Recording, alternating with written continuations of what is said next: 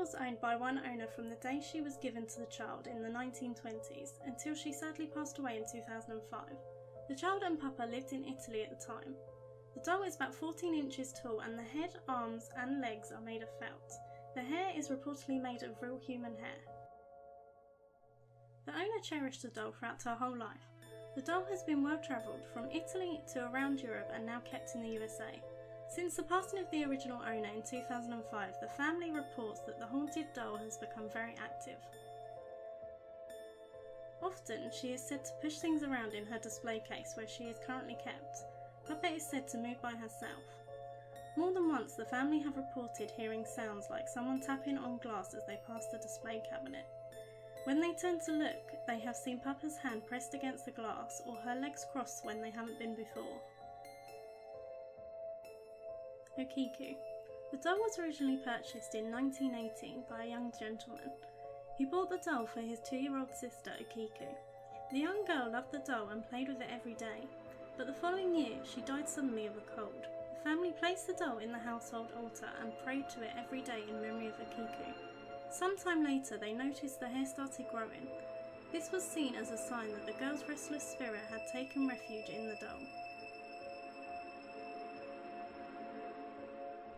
Mandy.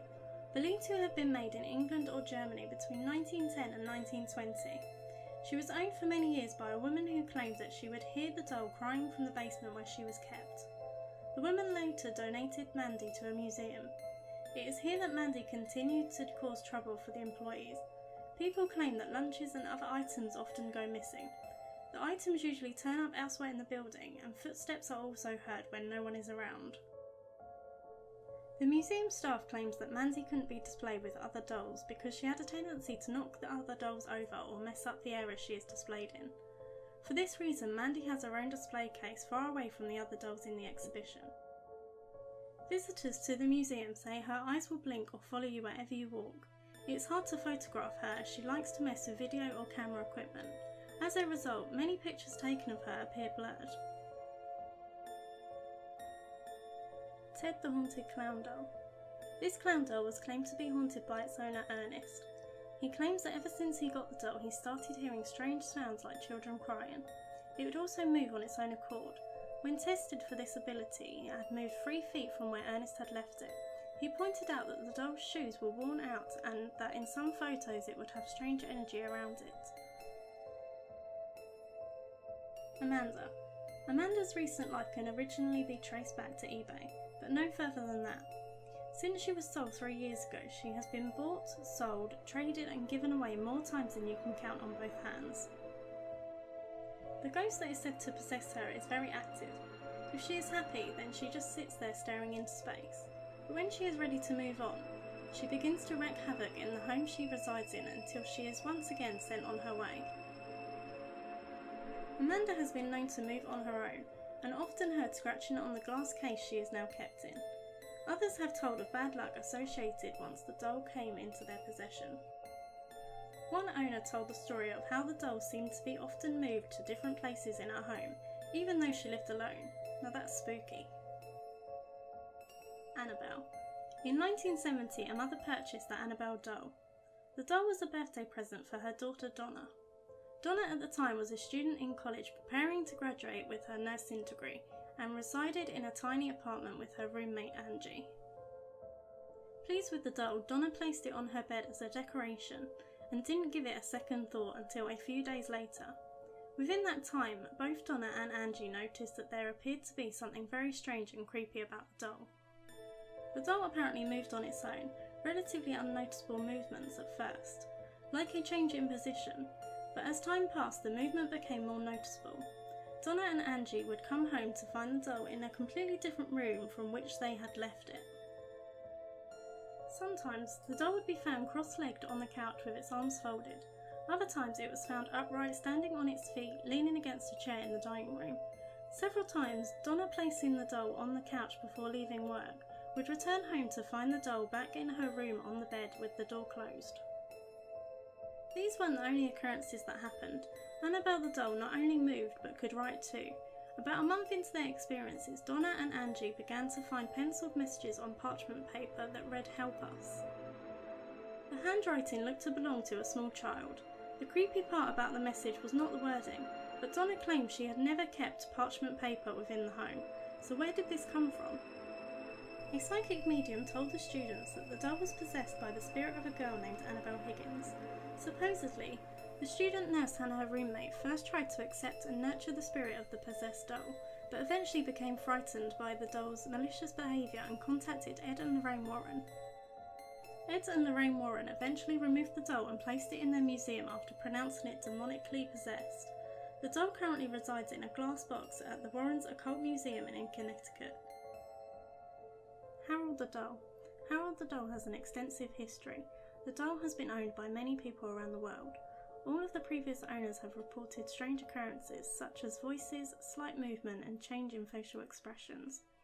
Headaches, migraines, back pain and unexplained injuries have also been reported while in its presence. The doll has also been blamed for the death of 2 people. The doll being responsible for these deaths is still up for speculation.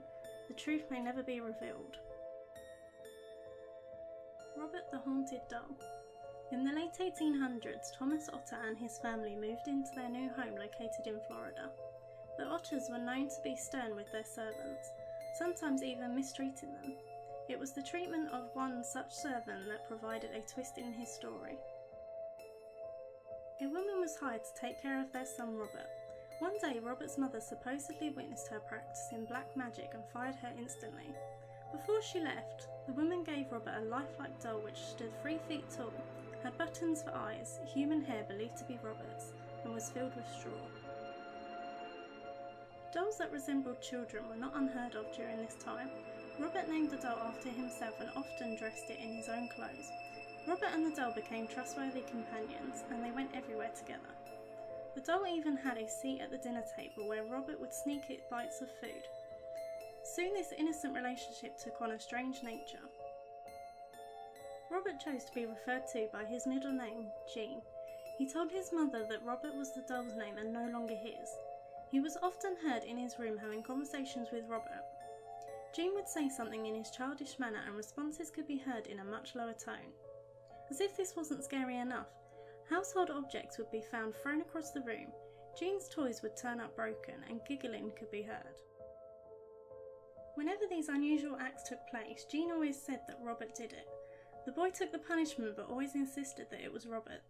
As the mischief grew, more and more servants took their leave as new ones were hired.